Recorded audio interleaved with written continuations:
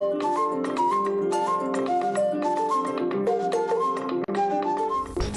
session budgétaire se poursuit à l'hémicycle. Le volet recettes de la loi de finances initiale 2018 a été adopté à l'unanimité des députés présents.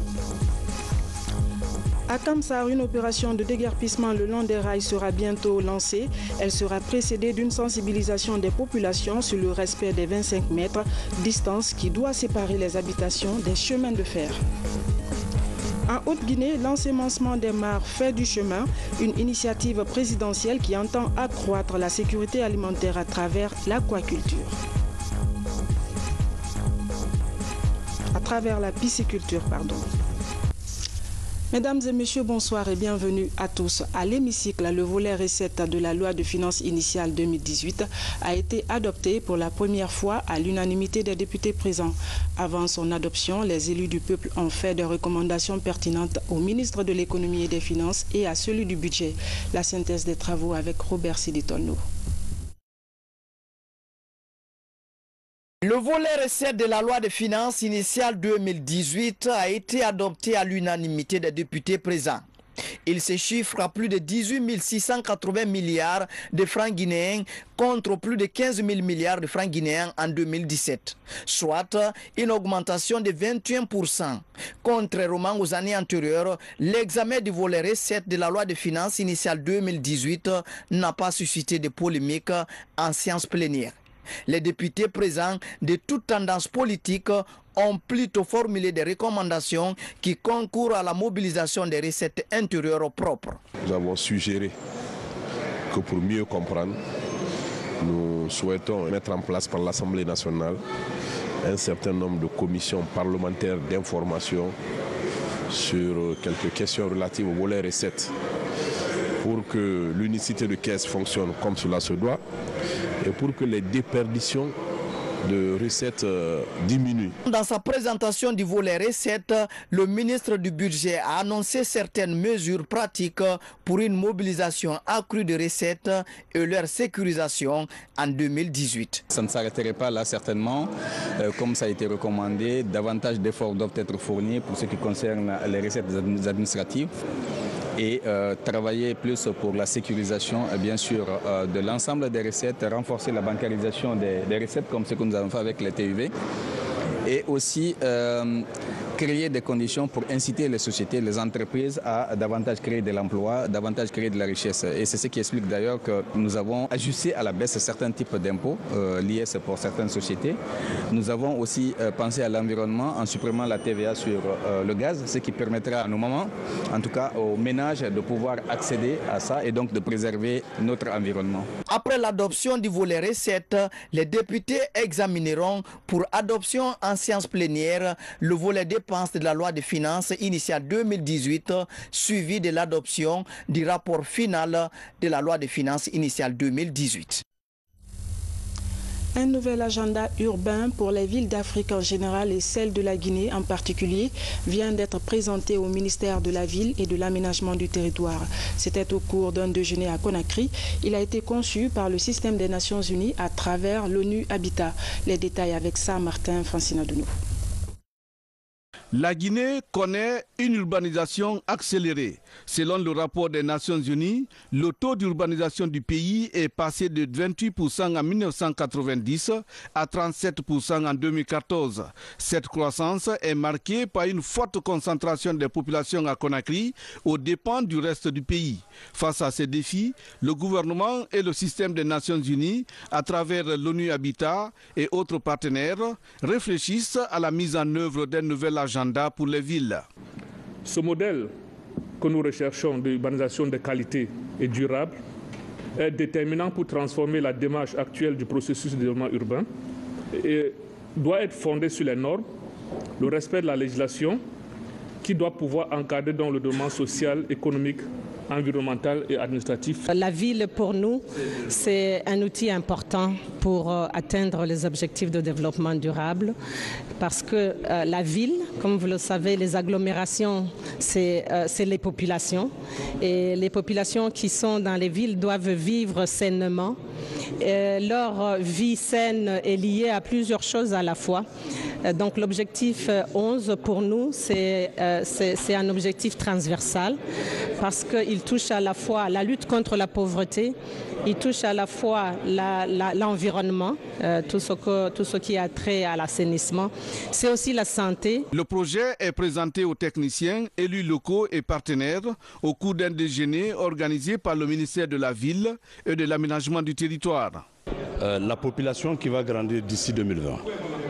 Et tenant compte de tous ces paramètres, nous nous disons qu'il était temps pour le gouvernement, toutes les autorités à tous les niveaux, de prendre toutes les dispositions pour que maintenant on puisse faire une projection par rapport à l'urbanisation non seulement de la capitale mais de nos villes en tenant compte de la démographie galopante. Ce nouvel agenda définit clairement des normes et principes pour une urbanisation mieux planifiée et organisée. Ces outils permettront de résoudre la problématique foncière. Ils seront source d'une prospérité et de paix durable pour les Guinéens.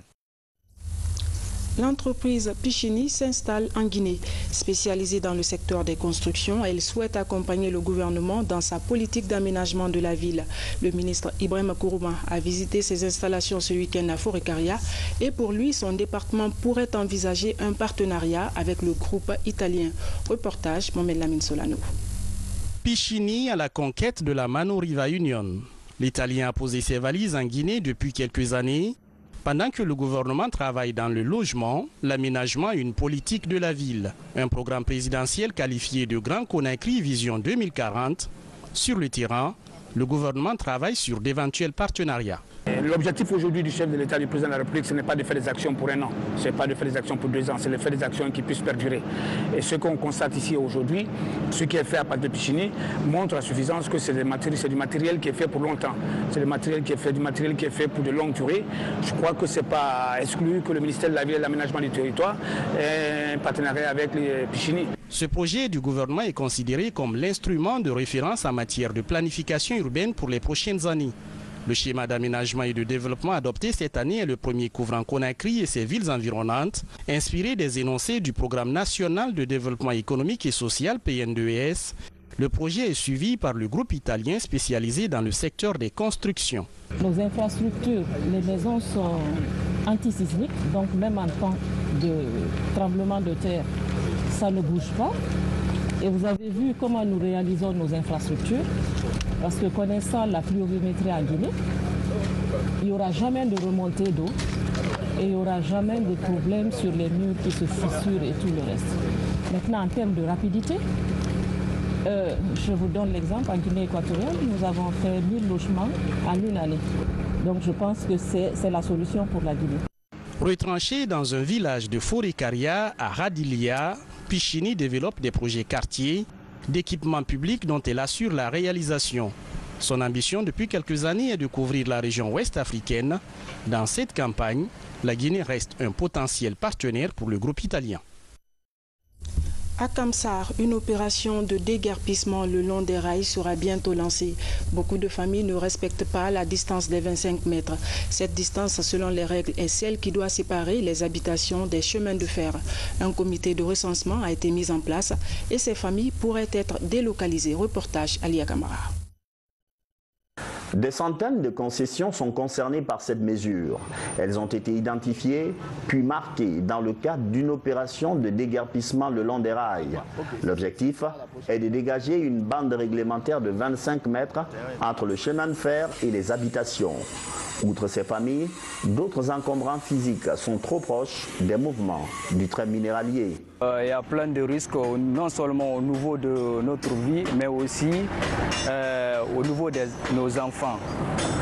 Un majeur peut éviter des dangers, mais les petits-enfants ne savent pas comment éviter un danger. Avant de procéder au dédommagement, l'ANAHIM et la CBG animent d'abord des campagnes de sensibilisation. Le taux d'utilisation du chemin de fer va augmenter dans les prochains mois avec l'opérationnalisation du multi-useur. Un pacte signé entre 3 géants miniers pour l'exploitation commune des rails. Le multi-useur, c'est l'accord de construction qui autorise 3 sociétés à utiliser le même chemin de fer. Au départ, c'était CBG seul, mais après, il y a GAC et Cobat. Donc c'est les 3 sociétés qui vont utiliser ensemble le chemin de fer. C'est ce qu'on appelle multi-utilisateur. Ce projet de mutualisation permettra aux différentes sociétés minières d'entretenir les rails sans forcément écarter tous les risques pour les riverains si l'emprise n'est pas dégagée. L'Agence nationale d'aménagement des infrastructures minières espère rapidement parvenir à la solution de déguerpissement pour le bien même des populations. L'initiative présidentielle sur l'ensemencement des mares de la Haute-Guinée fait du chemin. Le projet est financé par la Banque mondiale. À ce jour, des étangs ont reçu plusieurs espèces de poissons venus de Nzérékoré. L'objectif est d'accroître la sécurité alimentaire à travers la pisciculture. Reportage Ansoumane Toumani Camara. Dans ces 2 pick-up, 4 furent remplis de poissons en provenance de Nzérékoré. Ces engins roulants, depuis 2 semaines, font la navette entre la forêt et la savane guinéenne dans le cadre de l'initiative présidentielle d'empoisonnement des mares. 20 mares sont ciblées en Haute-Guinée et c'est une première dans toutes les localités concernées. Il y avait eu déjà des mares qu'on avait sélectionnées.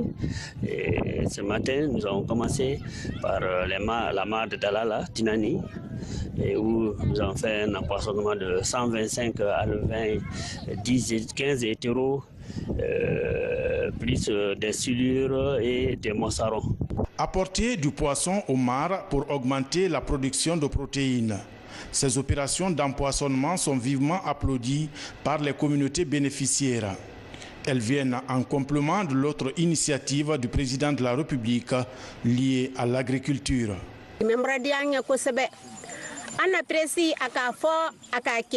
Depuis ma naissance, c'est ma première fois d'assister à une telle opération.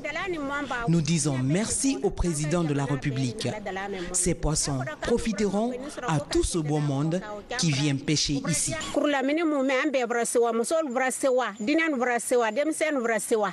Si, après l'agriculture, le président de la République envoie des poissons pour notre mare, nous comprenons que l'autosuffisance alimentaire est sa priorité et nous le soutenons.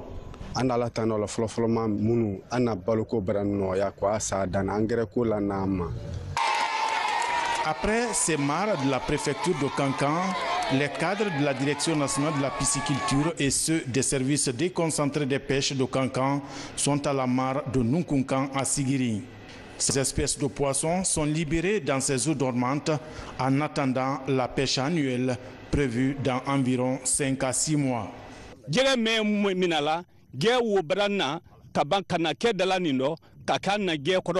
Nunkunkan est satisfait du geste et nous accompagnons l'initiative car les techniciens nous ont aussi appris à mieux gérer une mare. Au même moment, les mares de Baro et de Koumana dans Kouroussa ont reçu aussi plusieurs espèces de poissons, toujours au compte du programme présidentiel pour l'empoisonnement des mares et étangs du pays. On s'intéresse à présent au secteur agricole. La Croix-Rouge s'investit désormais dans le domaine. Elle a mis en valeur 70 hectares dans une grande zone de production du pays. La moisson a été bonne cette année. Les responsables étaient fortement mobilisés à Mandiana pour la récolte. Reportage Aboubakar Junior Camara. Outre la gestion des catastrophes sous toutes ses formes, la Croix-Rouge guinéenne s'intéresse aussi à l'agriculture. À Loïla, dans Koundjang, préfecture de Mandiana, elle a réalisé cette année 70 hectares de riz. Un projet qui devrait contribuer efficacement à la réduction de la dépendance financière de la Croix-Rouge. Cette année, nous avons eu l'initiative de faire 70 hectares. Et nous nous sommes achetés un tracteur sorti d'usine d'une valeur de 360 millions de francs guinéens. Et cette année, nous comptons aussi à aménager 150 hectares. Le début de la récolte de ce champ de riz a fait l'objet d'une grande mobilisation des populations du district de Loïla. Pour les autorités locales, la réalisation de ce projet est un bel exemple pour les fils résidents et ressortissants de la localité. Les gens avaient tendance à confondre l'agro-pastoral et l'exploitation minière. Donc maintenant, avec cet exemple que vient de donner la Croix-Rouge, je sais que ça va être un levain pour tous citoyens de Kankan. Les gens seront motivés à retourner vers la terre. Parce que comme on l'a dit, seule la terre ne ment pas. Le comité national de la Croix-Rouge, qui s'est lancé dans la dynamique de M. le Président de la République, le professeur Alpha Condé, qui dit que réellement, il faut que nous consommons ce que nous produisons et que nous produisons ce que nous consommons. Je suis très animé de joie et de reconnaissance. Parce que qui donne le manger à une population a tout donné. La Croix-Rouge est venue nous accompagner du riz. La population, à travers moi, au nom de monsieur le préfet de Mandiana, je suis très satisfait et je remercie la mission. Cette action agricole, la Croix-Rouge, cadre avec la volonté affirmée du chef de l'État à promouvoir le secteur agricole dans notre pays. Des efforts sont en cours pour élargir ce projet dans les régions du pays. L'objectif visé est de rendre financièrement autonome les démembrements de la Croix-Rouge à l'intérieur du pays. Bamako et Conakry ont trouvé une solution favorable suite aux affrontements survenus récemment entre orpailleurs à la frontière guinéo-malienne. La mission conjointe conduite par les ministres de l'administration du territoire guinéen et malien s'est rendue dans la localité pour présenter les condoléances des deux gouvernements. Invite a été faite aux populations de privilégier le dialogue, la paix et la quiétude sociale. Reportage Mohamed Lamine Camara. Entrepris par la mission conjointe conduite par les ministres guinéens et maliens en charge de la gestion des frontières. Le district de Kantedou-Balandou du côté de la Guinée a constitué la première étape. Ici, c'est une population mobilisée pour recevoir les messages de paix et de quiétude sociale des deux présidents. Tour à tour, les chefs de mission ont prêché la coexistence sociale et la préservation de l'héritage commun légué par les devanciers des deux pays. Nous avons été très clairs. Plus jamais, le président Ibrahim Boubacar Keïta du Mali et son frère, le professeur Alpha Condé, ne veulent entendre que de tels événements se sont produits entre Guinéens et Maliens. La raison en est très simple. Les deux chefs d'État ont toujours montré à la face du monde la Guinée et le Mali, c'est un même peuple, c'est un même pays. Si c'est des petits problèmes matériels qui peuvent les opposer, les deux présidents ont donné de la voix. Tout ce qu'il y a sous le sol et sur le sol au Mali appartient à la Guinée. Tout ce qu'il y a sous le sol et sur le sol en Guinée appartient au Mali. Il n'y a pas de raison que nous nous entretions de la patience. Mais c'est clair que les États ont des limites, que l'on appelle des frontières. Il revient à nos deux États d'aller très rapidement à la matérialisation des frontières, au bornage des frontières. Évidemment, des hommes sont tombés, certains sont blessés. Nous avons présenté nos condoléances pour ceux qui sont tombés et signifié notre compassion, souhaiter prompt rétablissement pour les blessés. Le Mali et la Guinée ont encore un long chemin à parcourir ensemble. Et ce qui s'est passé depuis les indépendances est insignifiant par rapport à ce qui viendra dans l'avenir. Et moi je suis confiant dans l'avenir de ces deux pays. Ayons confiance, travaillons à cela. Mais nous devons faire en sorte que nos populations soient mises à l'abri de ce genre de péripéties. À 17 km de Kantedou-Balandou, le district de Niaouleni en République du Mali. Même engouement chez les populations de cette localité. Les décisions assorties de la rencontre technique de Kankan ont été annoncées par les deux ministres, tout comme à Kantedou-Balandou. Unanimement, les populations ont adhéré à l'idée de marquage et de bornage des 906 km de frontières entre la Guinée et le Mali afin de mettre fin définitivement aux conflits récurrents le long des frontières. Politique. À travers un décret, le président de la République convoque le corps électoral à se rendre aux urnes le 4 février 2018. Ce décret intervient au lendemain de la fin de l'opération de relocalisation des électeurs et de réajustement des bureaux de vote. Seul constat au niveau des préfectures de Nzérékoré et de Lola, il n'y a pas de nouveaux bureaux de vote, mais des bureaux de vote sans électeurs. Les précisions avec Diary Diallo. En Nzérékoré et Lola, le nouveau découpage administratif est conforme à celui de la CENI. De fait, pas eu de relocalisation des électeurs, mais plutôt un réajustement. Autrement, pas eu de nouveaux bureaux de vote, mais en revanche, les bureaux de vote sans électeurs. À Nzérékoré, le découpage administratif que le ministre de l'administration du territoire a bien voulu mettre à la disposition de la CENI n'a pas fondamentalement changé. Il n'y a pas donc de localité érigée en district ou quartier. Il n'y a pas de secteur qui ait été érigé en quartier. Donc cette situation-là nous aide beaucoup dans le travail qu'on est en train de faire. Les bureaux de vote où il y a 0 électeur, le quartier Boyeba, il y a un centre de vote où il y avait 3 bureaux de vote. Mais avec le document qu'on vient de recevoir, il y a 5. Ça veut dire qu'il y a 2 bureaux de vote avec 0 électeur. Si on peut vraiment les supprimer, ça va être une bonne chose. À Lola également, il n'y a pas eu de relocalisation d'électeurs. Nous n'avons pas eu pratiquement de relocalisation à faire ici. Mais les réajustements, il y en a eu. Par exemple, les bureaux de vote qui ont eu plus de 600 électeurs ont été réajustés pour respecter les normes nationales. Dans toutes ces préfectures, le matériel informatique et les groupes électrogènes ont été réceptionnés par les commissions électorales préfectorales indépendantes. Elles ont battu le pavé hier à Conakry pour dénoncer les violences faites aux femmes en milieu professionnel. Les femmes syndicalistes s'insurgent contre ce fléau dans notre pays.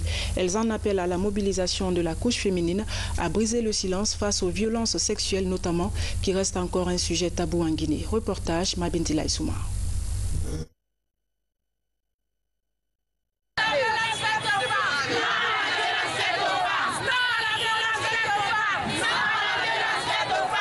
À l'unisson, elle pousse un cri de cœur. Halte aux violences basées sur le genre en milieu professionnel. De la bourse du travail à la blouson de Kaloum, ces syndicalistes expriment leur indignation face à des pratiques qui portent atteinte à l'honneur de la femme. Trop de femmes, trop de filles souffrent. Les filles, quand elles viennent pour chercher de l'emploi, au lieu, quelquefois, c'est un échange qu'elles ont l'emploi. Femmes aussi, quand elles sont en milieu de travail, Dieu est témoin de ce qu'elles subissent comme harcèlement physique, moral, verbal. Alors toutes ces formes de violence, nous disons désormais qu'il faut faire halte. Nous demandons aux décideurs d'être aux côtés des femmes. Si toutefois la convention est écrite par l'OIT, de la ratifier au plus vite que possible. En tant que syndicalistes, c'est ce que nous recommandons aux décideurs. Ces femmes syndicalistes plaident pour la pénalisation des actes de violence faits aux femmes. Nous, au niveau de l'Assemblée nationale, nous avons réussi à mettre un forum des femmes pour prendre les questions de femmes en charge. Au-delà de nos obédiences politiques, nous avons ce forum qui s'occupe des questions de femmes. Violente faite contre les femmes, c'est la violente faite contre les hommes. Parce qu'il n'y a pas de l'homme sans femme. Les femmes sont nos mères, les femmes sont nos sœurs, les femmes sont nos personnalités ici dans ce pays. Alors nous devons les respecter, nous devons nous respecter. En Guinée, les femmes représentent 52% de la population. Pour l'épanouissement de cette couche, les syndicalistes encouragent les victimes de harcèlement ou toute autre forme de violence en milieu professionnel à ne plus se taire. Le silence profite toujours aux bourreaux. Toujours autour du même thème, le réseau des femmes africaines et parlementaires dénonce le viol des filles mineures avec pour thème la case de veille des femmes dit stop au viol des filles mineures. 200 femmes seront déployées à partir de demain pour un porte-à-porte dans les 13 quartiers de la commune de Kaloum qui constitue la première étape de cette campagne. Nous y reviendrons. Sur un autre plan, la HAC, Haute Autorité de la Communication, veut améliorer le paysage médiatique guinéen. Elle va bientôt implanter des antennes dans les 7 régions administratives du pays. Les points focaux suivent déjà une formation sur le monitoring des médias. Ils devront être à mesure d'évaluer la presse audiovisuelle à l'intérieur du pays. Reportage Mohamed Salouba. Une cinquantaine de radiodiffusions et 10 chaînes de télévision émettent sur le territoire guinéen. Pour le bon fonctionnement de l'environnement médiatique, la Haute Autorité de la Communication va bientôt étendre ses services à l'intérieur du pays. Déjà, les techniciens de 7 points focaux des régions administratives du pays suivent une formation sur le monitoring des médias. Ces points focaux, ils vont être formés pour manipuler le système qui sera installé. Le système de monitoring qui sera installé dans les régions et qui pourra nous permettre d'avoir le retour des radios, les sons de radio et télé ici. L'objectif, c'est de professionnaliser, de rendre plus facile le travail de régulation en matière des élections qui arrivent et puis dans le travail quotidien de la régulation. Au terme de cette session, ces techniciens seront déployés dans les 7 régions administratives du pays. Leur mission, faire le monitoring des médias audiovisuels de l'intérieur du pays. L'Internet étant aujourd'hui omniprésent un peu partout à travers le monde, pourquoi ne pas utiliser ce support technologique pour pouvoir transmettre l'information? Donc nous sommes partis de ce concept-là d'abord. Il faut essayer d'utiliser l'Internet comme véhicule pour véhiculer toutes les informations en provenance des différentes régions, des préfectures ou bien des sous-préfectures de la République de Guinée. Ça, c'est la première imagination qu'il a fallu d'abord avoir. Alors, mais comment cela peut se faire en réalité? Il faut pouvoir associer à ces systèmes des ordinateurs qui sont capables, qui sont plus intelligents, qui sont l'intelligence artificielle, qui sont capables de capter l'information, de la numériser et de pouvoir la transférer à travers l'Internet.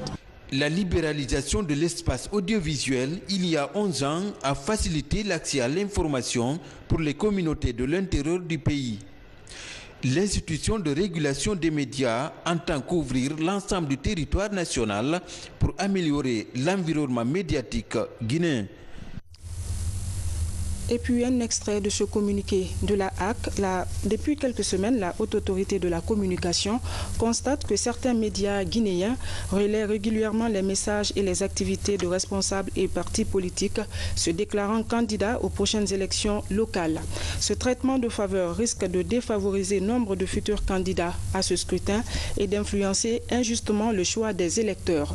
Dans le souci de garantir un traitement équitable et impartial des candidats aux élections locales, la Haute Autorité de la Communication invite les médias guinéens à mettre fin à la médiatisation de la campagne électorale anticipée de certains responsables et partis politiques. Cependant, la Haute Autorité de la Communication rappelle aux médias qu'ils ont le droit et même le devoir de couvrir les activités traditionnelles des hommes et des partis politiques en faisant preuve d'impartialité, de responsabilité, d'équilibre et d'objectivité. Conakry le 5 décembre 2017 pour la Haute Autorité de la Communication, la présidente Mme Martine Condé. Face aux perturbations que connaissent certains établissements scolaires de Conakry et de l'intérieur, le ministère de l'Éducation nationale fait le point de la situation dans la région de Conakry et annonce de nouvelles mesures. Suivez un extrait de cette déclaration. DCE Dixine.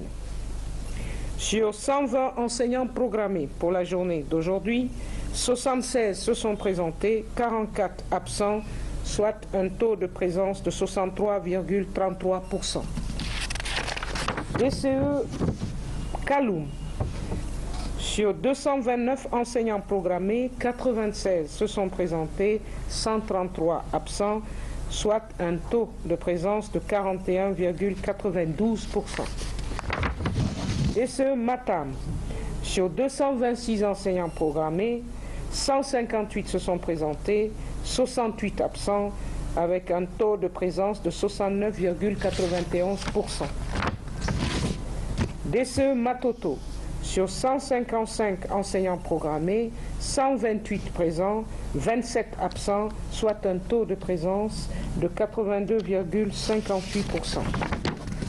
DCE Ratoma.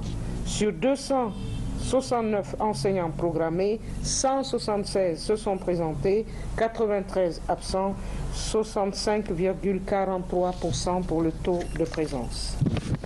Le ministère de l'Éducation nationale encourage et félicite l'ensemble des enseignants qui se sont présentés à leur poste de travail. Il saisit l'occasion pour inviter les absents à reprendre le chemin de l'école.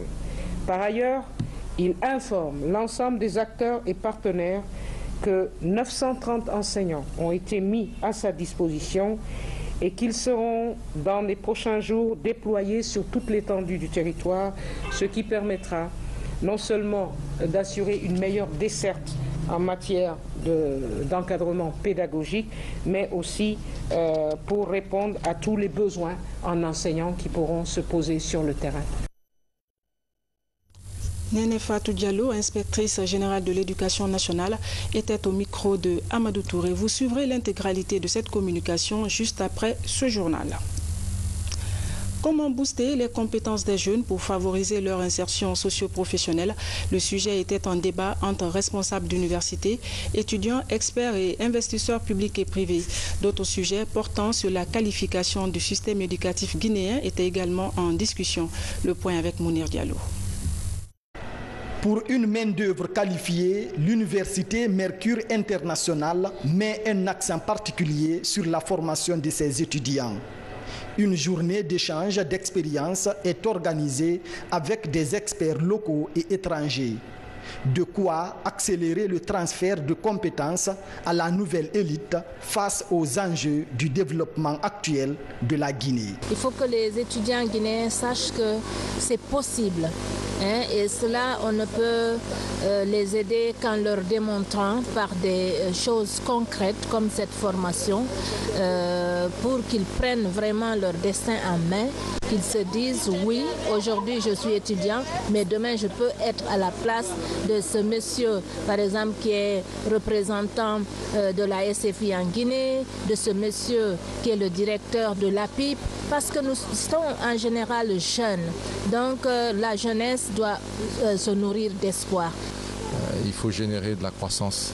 Je pense qu'on est dans une bonne dynamique avec une croissance de 6,6%. Mais il faut, pour pouvoir durablement et profondément résoudre le chômage des jeunes, d'avoir une croissance à 2 chiffres. Et pour cela, il y a plusieurs facteurs, dont notamment le financement fait partie. Mais il faut aussi un cadre des affaires qui favorise le secteur privé. La formation aussi entre dans ce cadre-là. Il faut des renforcements de capacités, il faut l'accès au financement, il faut l'accès à l'information, il faut aussi la facilitation du climat des affaires. Le défi de l'employabilité est plus que jamais d'actualité. Pour y faire face, la recherche de l'excellence est une exigence. Les jeunes constituent la plus belle de nos ressources. Donc il faut des ateliers comme celui-là qui vont sensibiliser et les entrepreneurs et les étudiants sur cette source de financement et qui va les permettre, si la source de financement arrive de se développer, à avoir accès à de nouveaux marchés de travail, que ce soit les juristes, les financiers ou d'autres conseils. Investir dans la jeunesse est l'une des priorités de l'Agence guinéenne de promotion des investissements privés. La démarche vise à favoriser l'employabilité des jeunes. Et puis, une légende de la chanson française quitte la scène pour toujours. Johnny Hallyday est mort ce mercredi à 74 ans. Il a connu une grande carrière avec plus de 1000 titres enregistrés et vendu 110 millions de disques. Sport foot pour boucler cette édition, deuxième journée du tournoi des médias guinéens. 2 rencontres étaient à l'affiche. Le groupe Évasion a battu la Guipel sur le score de 3-0. En deuxième heure, l'Ouragan Football Club de la RTG a perdu face à une équipe douteuse de 6 médias. Nous y reviendrons dans nos prochaines éditions d'information. Voilà, mesdames et messieurs, c'est la fin de ce journal. Je vous remercie de votre aimable attention. Excellente soirée en compagnie de nos programmes. Bonsoir et à demain.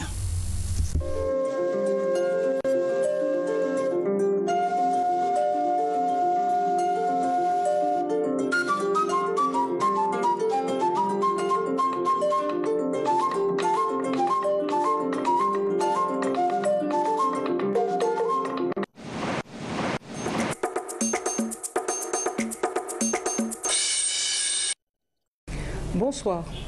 Situation des cours pour la journée du mercredi 6 décembre 2017. Région Zérékoré. Les cours se déroulent normalement dans les 6 préfectures de la région et ce depuis le 13. Région de Kankan. Les cours se déroulent normalement dans toutes les préfectures de la région et ce depuis le 13. Région de Farana. Les cours se déroulent normalement dans les préfectures de la région et ce depuis la date du 13 novembre. Région de l'Abbé, d'Épeux-l'Abbé, cours interrompus suite à des perturbations, des mouvements d'élèves